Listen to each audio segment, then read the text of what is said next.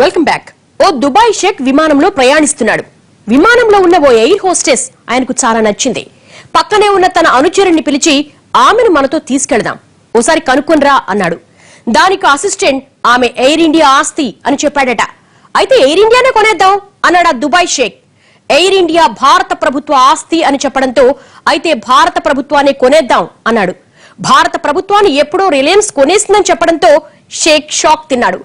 పాతదే అయినా వాస్తవాన్ని కళ్లకు కట్టే జోక్ ఇది. ప్రధానమంత్రి మోడీ జియోకు ప్రచారకర్తగా మారిపోవడం చూస్తుంటే ఇలాంటి జోకులు పుట్టడంలో ఆశ్చర్యమే ఉంది. 2017 నాటికి 90% గ్రామాలకు సేవలు, 10 కోట్ల మంది వినియోగదారులు, పండగ రోజుల్లోనూ బ్లాకేజ్ లేని మెసేజ్లు, 5G, 6G దిశగా అడుగులు, 5 పైసలకి 1 MB, 50 రూపాయలకు జీబీ డేటా సేవలు, లైవ్ లో 300కు పైగా ఛానల్స్, అలాగే 28 లక్షల కాలర్ ట్యూన్స్, 6,000 సినిమాలు, 60,000 మ్యూజిక్, ఉచితంగా అప్లికేషన్స్. విద్యార్థులకు అదనంగా 25% డేటా ఉచితం. సెప్టెంబర్ 5 నుంచి డిసెంబర్ 31 వరకు అన్ని సేవలు ఉచితం. వచ్చే ఏడాది కల్లా దేశంలో 1 కోటికి పైగా కేంద్రాలు. జియో ఇన్ఫోకామ్ లాంచింగ్ లో రంగుల కళను ఆవిష్కరించారు ముఖేష్ అంబానీ. అంతటితో ఆగలేదు, దాన్ని వాస్తవంలో చూపించేందుకు సామదాన భేద దండోపాయాల్ని ఉపయోగిస్తున్నారు. కనెక్టివిటీ రూపంలో ఎదురైన తొలి సమస్యను తొక్కేసే ప్రయత్నంలో ఉంది జియో ఇన్ఫోకామ్. కారు చౌకగా ఇస్తూ ఉంటున్నారు అంటే ఇతరులంతా కూడా నష్టపోతారనమాట. అట్లా నష్టపోనివ్వకుండా ఉండటం కోసం కమిషన్ వీళ్ళు ఇన్వోక్ చేస్తారు. ఉన్నటువంటి కంపెనీలన్నీ కూడా వెళ్ళి ఇతని ఖర్చు ఎంత, కానీ దీని ధర ఎంత, ఖర్చు కదా చాలా తక్కువగా ఇస్తున్నాడు కాబట్టి దీన్ని ప్రిడేటరీ ప్రైసింగ్ అంటారు. నీ కంపిటీటర్స్ని మింగేసేటువంటి ప్రైసింగ్తో ఎన్ని నష్టాలైనా తనకు వచ్చినప్పటికీ కూడా పక్కన పెట్టి ఇతను ప్రవేశిస్తున్నాడు, దీన్ని ఆపండి అంటున్నారనమాట.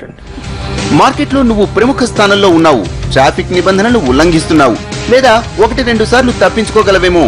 మా ఉద్దేశంలో ఇంటర్ కనెక్ట్ వ్యవహారం ఓ చిన్న సమస్య, కొన్ని వారాల్లో పరిష్కృతమవుతుంది.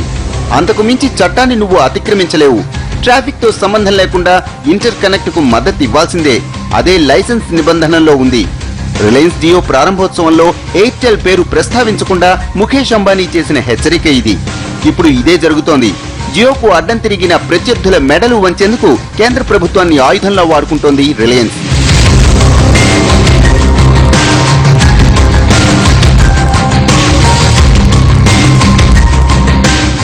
రిలయన్స్ జియో 4G LTE నుంచి తమ నెట్వర్క్ కు వచ్చే కాల్స్ ను అనుమతించే పరిస్థితి లేదని భారతీయ ఎయిర్టెల్, ఐడియా, వోడాఫోన్ తదితర టెలికాం కంపెనీలు కేంద్రానికి ఫిర్యాదు చేశాయి. రిలయన్స్ జియో ఇన్ఫోకామ్ కోరిక మేరకు ఇంటర్ కనెక్ట్ పాయింట్లను ఇచ్చేందుకు అవసరమైన నెట్వర్క్, ఆర్థిక వనరులు తమకు లేవని టెల్కోలు, సెల్యులర్ ఆపరేటర్స్ ఆఫ్ ఇండియా కాయ్కు లేఖ రాశాయి. రిలయన్స్ జియో లాంచింగ్ గురించి ముఖేష్ అంబానీ ప్రకటన వెలువరించిన మరుసటి రోజు నుంచే తమకు రావాల్సిన కాల్ కనెక్టివిటీ ఛార్జీలు తగ్గిపోతాయని, దీన్ని భరించే శక్తి తమకు లేదని, డేటా ఆధారిత కాల్స్ తాము ఇవ్వలేమని కంపెనీలు కాయ్కి స్పష్టం చేశాయి. ఇంటర్ కనెక్టివిటీ పాయింట్లని ఇచ్చేందుకు అవసరమైన భారాన్ని రిలయన్స్ మోయాలని, అలాగైతేనే కనెక్టివిటీ అందిస్తామని స్పష్టం చేశాయి. జియో వన్స్ మనకు మార్కెట్లోకి వచ్చిన తర్వాత ప్రతి ఆపరేటర్కే మనం ఫోన్ కాల్ చేసినప్పుడు, అంటే మనం రిలయన్స్ జియో నుంచి ఎయిర్టెల్కి ఫోన్ చేసినప్పుడు ఎయిర్టెల్లో వచ్చేటప్పుడు ఇంటర్ కనెక్టివిటీ పోర్ట్లు అని చెప్పేసి కొన్ని ప్రొవైడ్ చేయాల్సి ఉంటుంది. అంటే దాదాపు ఎయిర్టెల్ కావచ్చు, ఐడియా కావచ్చు, ఇంకా వేరే సంస్థలైనా కావచ్చు, 2 కోట్ల మందికి 40,000 పోర్టులను వాళ్ళు ప్రొవైడ్ చేస్తే మాత్రమే అది మార్కెట్ పాలసీ.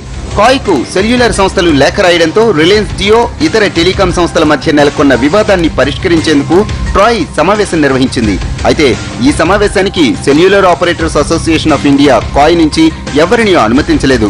సమావేశంలో పాల్గొనేందుకు ఒక్కరికి కూడా అవకాశం కల్పించలేదు. గంటకు పైగా జరిగిన ఈ సమావేశానికి జియో, ఎయిర్టెల్, వోడాఫోన్, ఐడియాల నుంచి ప్రతినిధులు హాజరయ్యారు. రిలయన్స్ కోరిక మేరకే ట్రాయ్ ఈ సమావేశాన్ని ఏర్పాటు చేసింది. కాయ్ నుంచి ఎవరికీ అవకాశం ఇవ్వకపోవటం ప్రభుత్వం కుట్ర అని కాయ్ డైరెక్టర్ జనరల్ రాజన్ వాపోయారు. రిలయన్స్ సాక్షాత్తు నరేంద్ర మోడీతో యాక్చువల్గా వాళ్ళు మార్కెట్ చేసుకోగలిగారు. సో ఈ మార్కెటింగ్ అనేది ఏదైతే ఉందో ఇప్పుడు ఇదంతా కూడా ఇప్పుడు రుణాలు తీసుకొని యాక్చువల్గా చేసింది కాబట్టి ఖచ్చితంగా డబ్బులు అయితే ఉన్నాయి, మార్కెటింగ్ ఉంది. ఖచ్చితంగా మాయలో చాలా వరకు పడిపోయారు. ఒకటి మాయా, ఇది నిజంగా మాయా లేదంటే ఇది నిజంగా సర్వీసా? ఇది కనుక రిలయన్స్ జియో చేసిన సర్వీసులు లాంగ్ టర్మ్లో ఇది కనుక ఒక రెవల్యూషన్గా ఏర్పడి ఆ రిలయన్స్ జియో అక్కడ నిలబడి ఇది నాశనం అవ్వకుండా కనుక ఉంటే ఇది మాయా కాదు, ఒక పెద్ద డిఫరెంట్ పరిణామం అని మనం చెప్పొచ్చండి. జియో కొత్తగా మార్కెట్లోకి రావడంతో ఎయిర్టెల్, ఐడియా, వోడాఫోన్ లాంటి ఇతర నెట్వర్క్లకు జియో కస్టమర్లు చేసే ఫోన్ కాల్స్ కు ఇంటర్ కనెక్షన్ యూసేజ్ ఛార్జెస్ చెల్లించాలి. మొదట్లో తన జియో కస్టమర్స్ ఎలాగూ తక్కువ ఉంటారు కాబట్టి ఇతర నెట్వర్క్లకు కాల్స్ వెళ్లినప్పుడల్లా భారీగా డబ్బులు కడుతూనే ఉండాలి. అయితే ఇక్కడే ముఖేష్ అంబానీ తన పవర్ చూపించారు. కేంద్రంలో యూపీఏ ఉన్నా, ఎన్డీఏ ఉన్నా అంబానీలను కాదనే ధైర్యం లేదు. ఎన్డీఏ సర్కార్ కూడా ముఖేష్ కు అనుకూలంగా ఓ నిర్ణయం తీసుకుంది. జియో ఐయూసీ కింద కట్టాల్సిన ధరల్ని 20% నుంచి 14% తగ్గించింది ట్రాయ్.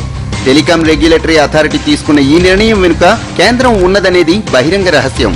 క్యాపిటలైజేషన్ దగ్గర షేర్ వాల్యూ 10 నుంచి 15% పడిపోయింది. ఈ ధరకి ఇవ్వాలంటే వాళ్ళు దివాళా కొట్టేస్తారనమాట అండి.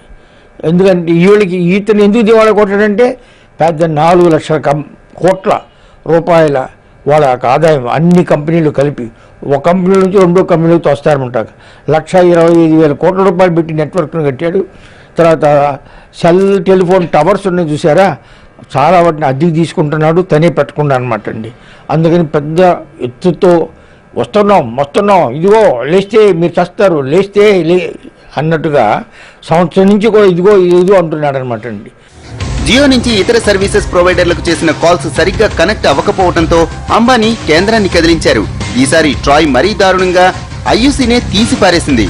అంటే జియో కోసం తమ మౌలిక సదుపాయాలు ఉపయోగించి ఎయిర్టెల్ లాంటి కంపెనీలు కాల్స్ కనెక్ట్ చేస్తున్నా కూడా 1 పైసా రాదన్నమాట.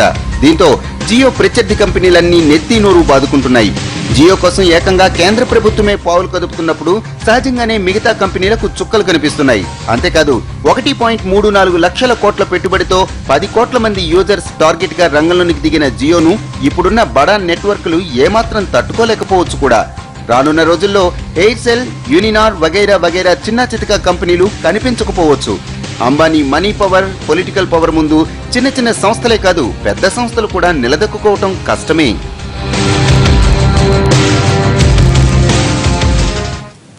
ఇది